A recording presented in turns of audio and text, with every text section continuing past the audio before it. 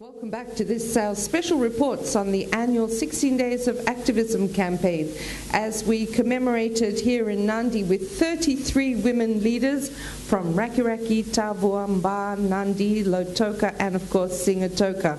They represent 25 clubs, they represent women of all diversities, and they actually in total bring together around 6,769 members. These women have influence in their communities, as if you've been watching this series, you know what I mean. They influence in total for the Western Division close to 47,000, or more than 47,000 household members.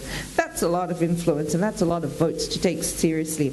But right now in this segment, we welcome the reigning Andi Senikau, Agu Tuinasau, who's actually representing PRAN, which is the Pacific Rainbow Advocacy Network, and also joining us from the Rakiraki Wairuku Mother Sangam is Sushil Goundar. Welcome to you both. Sushil, how long have you been a member of your club? Nearly 20 years. Nearly 20 years. Yeah. So you born and bred in Rakiraki? Or yeah. You born and bred? Yeah, I'm born in Rakiraki and I married in Rakiraki. In Wairuku. In Wairuku. Yeah. So do you come from a farming background? What's your typical day like? Yeah, I'm a farmer.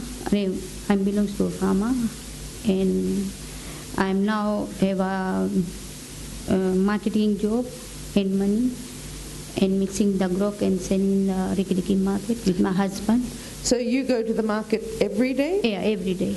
Okay. 6 days. 6 days, of course, not Sunday. Sunday is your rest day, or is it your club day? Yeah, it's maybe fortnight, after 2 weeks. One Sunday we rest and do our house work.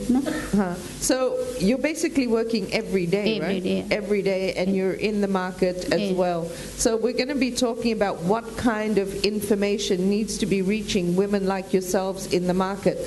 But if I could come across to you, Agu, the PRAN network has a very wide network. We heard in an earlier segment from Bonita about the work that you're doing in advocating for accessible sexual reproductive health and rights and services in particular, and that when it comes to information, when it comes to services, women like Sushil and the members of the Wairuku Club all the way in Rakiraki really have to think about coming all the way to Lautoka to access information. So information, what's needed to reach young women like yourselves, to reach women like Sushil in the market? For young women nowadays, information is people is a lack of information, right?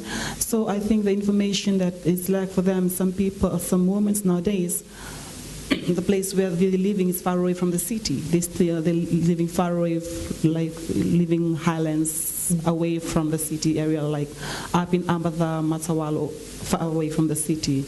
So the sharing of information across them that's the problem. Yeah. So how should we reach young women, for example, in these rural centers?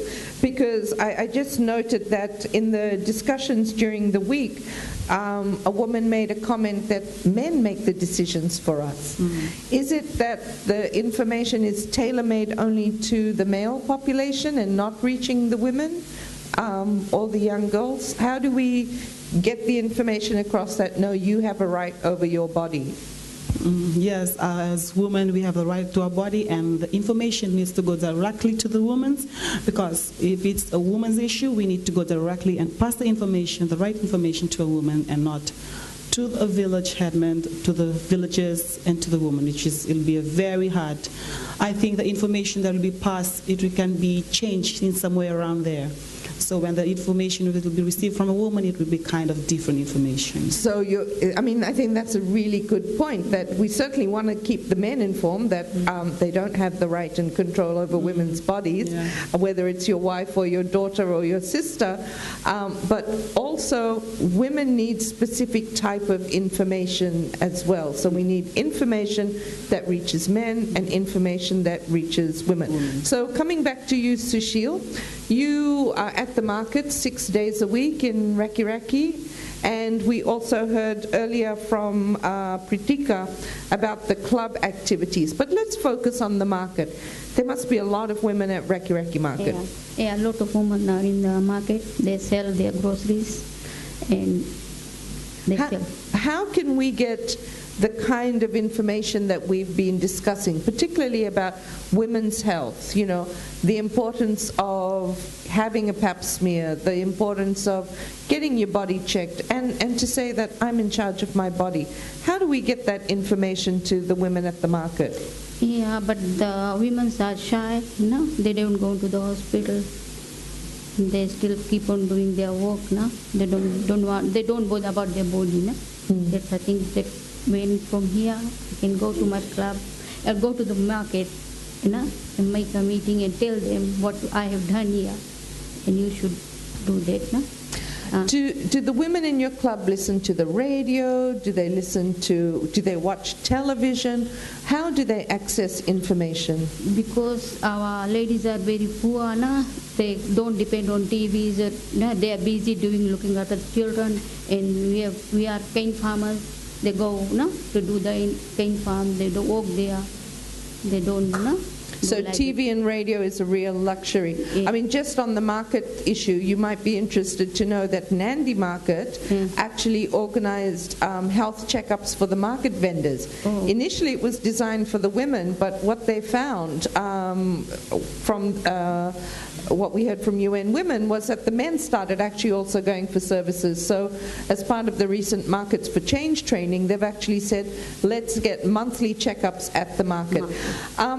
Agu, I can see you're wanting to raise a point in terms of information. Yeah, just to add on Sushil, I think Women's nowadays celebrated the World Expo in this year, yes. And I think this is can be one of the examples which the Ministry of Women can do, is that one day of Women's Expo, and they can have the other half day that they can educate and do trainings and workshops, that they can give the information to these women. Because I think during this expo, women from the highlands, from the rural areas, they come down to this expo to come and showcase their talents. So I think this is a time for them to come and also to learn the information and understand more about the issues that we're facing, especially for us women. And also, I think we will be killing two birds with one stone, because they're not only going to come to showcase their talents, they are there also to learn and understand more about the issues. I want to raise, seeing as you are the reigning Andi Senikau, and this year's Andi Senikau pageant really put the focus on information, what are the key messages. How can we be better utilizing the pageants? Whether you like a pageant or not, that's beside the point. But the fact that we do have pageants in each center, how can the organizers of local pageants, of national pageants, really take on this issue of being a platform for information on sexual reproductive health and rights as well? To me, a pageant is a platform where we as a contestant need to stand on stage and we need to address issues that we're facing today. To some pageants that have been come through, that have take part in, some of the contestants there, they just be on stage just to come and just to make the public laugh.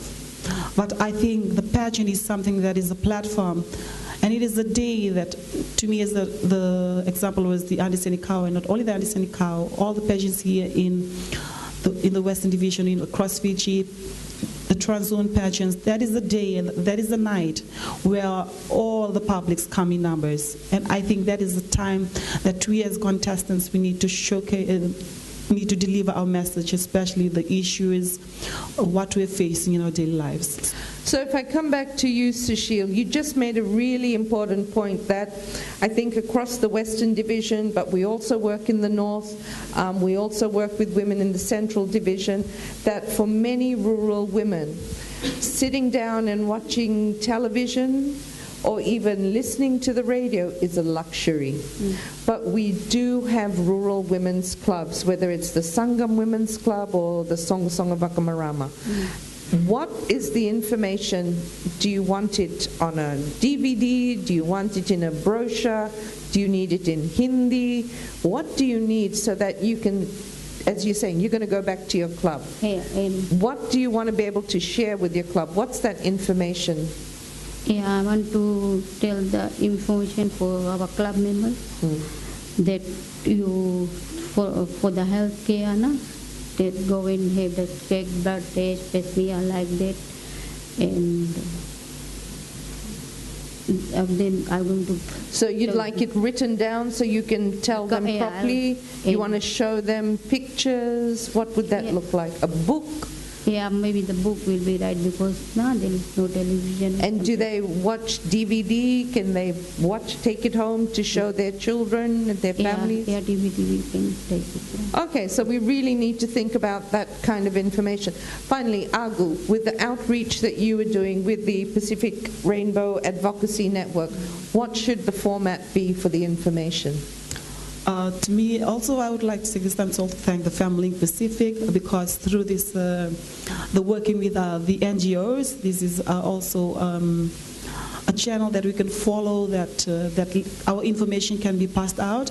Where this year's Adisenikau, we were given, as one of each contestants, we were given our messages that it needs to go out to the world or to the nation, especially of what we are facing as of today. So when they took videos of us doing the Adisenikau, it not only stays here in Fiji, it also goes on the YouTube. So not only Fiji watches this, but it's the whole world. So I think that is another way of how we send our messages out to the nation, as the world as a whole. And I think because nowadays children and women nowadays, we use internet, and I think that can be a source of information how we can link. Okay, thank you. We've been talking about making sexual reproductive health and rights accessible to all, whether it's a rural woman who has to spend hours at a time in her farm looking after her family, or 6 days a week at the local market making a living for her family. What's clear both from Agu as well as Sushil is that the information needs to reach women wherever they are. And that's one way to make sure that they have peace and security and health security. We'll have more from our 16 Days campaign in another episode. Thanks for your company.